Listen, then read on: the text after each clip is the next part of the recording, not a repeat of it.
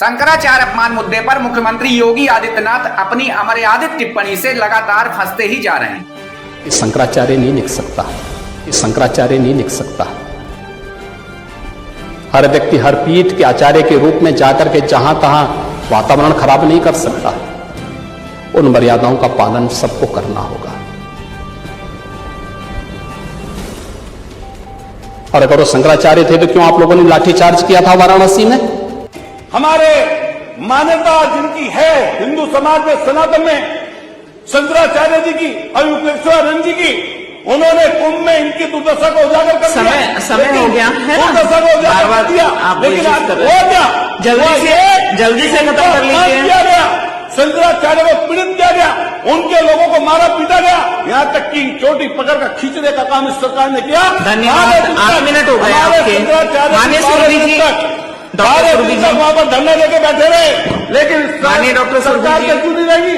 और यहाँ पर मुख्यमंत्री जी धन्यवाद सर्टिफिकेट बांट रहे थे। धन्यवाद। अगर सर्टिफिकेट आपसे कोई मांग ले तो आप कौन सा सर्टिफिकेट दे पाएंगे? धन्यवाद। मान्यवर, एक तरफ उनके इस बर्ताव से देश में उनकी छवि एक घमंडी मुख्यमंत्री की तरह बनती जा रही, तो दूसरी ओर उनकी ही पार्टी के नेता और उनके मंत्री चोटी उखाड़ कांड की ज्वाला में घी डालने का काम कर रहे हैं। चोटी नहीं खींचना चाहिए था। जो भी दोषी है उसके खिलाफ कड़ी कार्रवाई होगी। जिन लोगों ने चोटी खींचा है, हम तो हिंदू मैथोलॉजी में भरोसा करते हैं और ये जान लो खाता बही सब लिखा जा रहा है। जिन लोगों ने चोटी को ऐसे छुआ होगा उसको पाप पड़ेगा। ऐसे विचार हो रहा, काम चल रहा है, आपको हम समय आने पर बताएंगे। ये बहुत इंपॉर्टेंट चीज है, ये समय आने पर बताएंगे सुमित जी। लेकिन ये पीड़ाजनक है। इसको किसी भी अबोध बालक का या किसी भी व्यक्ति का जो धार्मिक मान्यताओं के तहत अपनी चोटी रखे हैं उसको टच करना अपराध है। शंकराचार्य जी के मामले पे डिप्टी सीएम और सीएम के रुख में आप किसकी तरफ हैं? हम जनता के साथ खड़े हैं, जन भावनाओं के साथ खड़े हैं और इस प्रकरण में वास्तव में जो पुलिस कर्मियों ने कुकृत्य किया उसको कभी कोई माफ नहीं करेगा।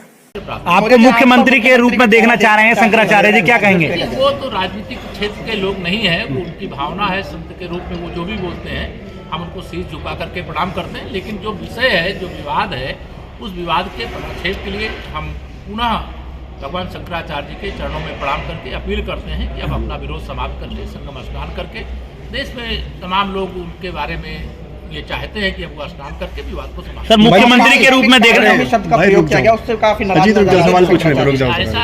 मैं माननीय मुख्यमंत्री जी ने किस परिप्रेक्ष्य में कहा है मैं नहीं जानता हूँ जी, लेकिन उन्होंने कोई पूज्य शंकराचार्य, मतलब साफ है कि योगी जी अब ज्यादा दिन सरकार में नहीं टिकने वाले हैं। एक तरफ शंकराचार्य जी लगातार उनको घेरे हुए हैं, तो दूसरी ओर दो मुख्यमंत्री बनने की चाहत में योगी जी को धक्का देने की योजना बना रहे हैं। एक मुख्यमंत्री जो संविधान की शपथ लेकर के अपने पद पर बैठा हुआ है, वो सदन में खड़ा होकर के ये कहे, बाहर कहते हैं तो थोड़ा अलग बात रहती है कि भाई कर रहे हो, ऐसे ही इन्होंने सदन में खड़े होकर के देश की जनता को, 100 करोड़ सनातनियों को गुमराह करने का प्रयास कल किया कि ये शंकराचार्य नहीं है। आप शंकराचार्य के बारे में भ्रम उत्पन्न कैसे कर सकते हो एक मुख्यमंत्री के रूप में? इसलिए अगर वो ये कहना चाहते हैं कि हम जिसको कहेंगे वही शंकराचार्य होगा, जैसे कि इस समय भारतीय जनता पार्टी की नीति बन गई है कि वो अपने धर्माचार्य खुद खड़े कर रहे हैं, जिसको वो कहेंगे कि ये हैं वही शंकराचार्य होगा, वही महामंडलेश्वर होगा, वही सब कुछ होगा, वही धर्माचार्य होगा। और जो जिनको वो नहीं कहेंगे, माने जो सच बोलता होगा उनके अनुरूप ठाकुर सुहाती नहीं बोलता होगा, उनकी हर गलती सही में हाँ मिलाता होगा, वो उनकी दृष्टि से धर्माचार्य होगा।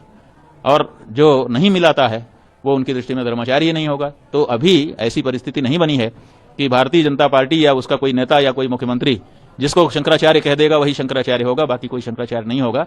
ये थोड़ा ज्यादा है।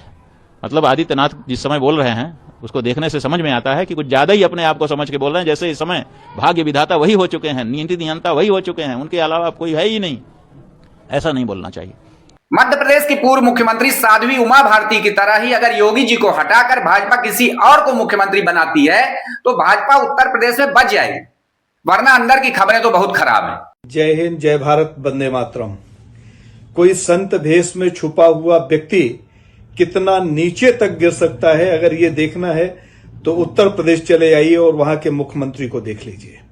जो संत भेष में छुपा हुआ एक ऐसा व्यक्ति जो धर्म को ही नोचकर खाने का यत्न कर रहा है, योगी जी मत भूलिए कि आपको हिंदू होने का प्रमाण देने के लिए शंकराचार्य जी ने 40 दिन का मात्र समय दिया था, और उस 40 दिन में आज 10-15 दिन के करीब बीत गए हैं, 20-25 दिन और बचे हुए हैं। आप अपने आपको छुपाने के लिए, अपने कुकर्मों पर पर्दा डालने के लिए, अपनी सत्यता पर पर्दा डालने के लिए गौ हत्या का जो कलंक आपके माथे लगा हुआ है ना, वो पाप बनकर सामने आ रहा है। संतों के साथ जो अत्याचार हुआ, हमारे ब्रह्मचारियों की चोटी खींची गई, दंडी सन्यासियों का दंड छिनाया गया, शंकराचार्य जी को गंगा के तट पर जाने के बाद भी स्नान नहीं करने दिया गया, गौरक्ष पीठ के महंत होकर भी आप गौहत्या करवाते हो और गौहत्यारों को संरक्षित करते हो। ये सारे पापों का जो घड़ा है वो भर चुका है, और उसी में आप और षड्यंत्र पे षड्यंत्र कर रहे हो। आपके राज्य में शंकराचार्य जी को बदनाम करने का यत्न वो व्यक्ति कर रहा है जिसका गुरु जो है अपने आप को भारतीय जनता पार्टी का राजगुरु बताता है, सत्ता गुरु बताता है। क्या भारत की जनता ये नहीं समझ रही कि षड्यंत्र कहां से चल रहा है? समय धीरे धीरे बीत रहा है। आप अपने कुकर्मों को छुपाने के लिए, सत्यता पर पर्दा डालने के लिए ये सब कुछ कर रहे हो, लेकिन अब हम लोग पीछे हटने वाले नहीं हैं। आपको जितने षड्यंत्र करना हो उतने करिए, हमारा सीना खुला है। जब आपकी इच्छा हो तब गोली मारिए हमारे सीने पे, बीच सड़क पर गोली मारिए, लेकिन हम लोग अब पीछे हटने वाले नहीं हैं। आप संत भेष में छुपकर जो संतों का अपमान कर रहे हो, राष्ट्र की संस्कृति का नष्ट भ्रष्ट कर रहे हो, प्राचीन मंदिरों को वाराणसी में ध्वस्त कर रहे हो, हमारी संस्कृति को पूरी तरीके से समाप्त करने की जो सुपारी ली है आपने भगवा पहनकर, उससे ऊपर से अब पर्दा उठने लगा है। तो आपने अब शंकराचार्य जी के ऊपर इतने घिनौने आरोप लगवाना शुरू कर दिया। इस व्यक्ति की जांच होना चाहिए जो शंकराचार्य जी को इस तरीके से बदनाम करने का प्रयास करता है। आशुतोष ब्रह्मचारी जो रामभद्राचार्य का स्वयं को शिष्य बताता है, तो एक बात तो स्पष्ट है कि रामभद्राचार्य हमेशा से शंकराचार्य जी कुछ भी बोले, वेदों का मंत्र भी बोले, तो इसको उसमें तकलीफ होती है। ऐसे व्यक्ति के जो शिष्य हैं इनकी जांच होना चाहिए। और मैं तो मांग करूंगा भारत सरकार से और इस राष्ट्र की सुरक्षा एजेंसियों से कि इस मुकदमे के ये जो इसने प्रयास किया है इसकी जांच होना चाहिए, निष्पक्ष जांच हो, जजों की टीम बनाई जाए, उसमें कुछ संतों को भी रखा जाए और इसकी निष्पक्ष जांच होना चाहिए। अगर शंकराचार्य जी के ऊपर आरोप सिद्ध होता है तो निश्चित तौर पर शंकराचार्य जी को भी चौराहे पे फांसी होना चाहिए, और अगर ये आरोप सिद्ध नहीं होता तो उनको बदनाम करने वाला ये जितना गैंग है इसको जूतों से मारना चाहिए दौड़ा दौड़ा कर सड़क में, ताकि सनातन धर्म को बचाया जा सके। जितना ही शंकराचार्य के खिलाफ कदम उठेंगे उतना ही उत्तर प्रदेश में भाजपा कमजोर होगी, ये बात तो साफ। खैर मुझे क्या, भाजपा के बड़े नेता खुद ही समझदार हैं, वे अपना भला बुरा भली बात जानते हैं। तो मेरी इन बातों से आप कितने सहमत हैं कमेंट बॉक्स में जरूर लिखिएगा। साथ ही हमारे चैनल को सब्सक्राइब कीजिएगा ताकि हमारे नए नए अपडेट्स आप तक पहुंचते रहें। नमस्कार।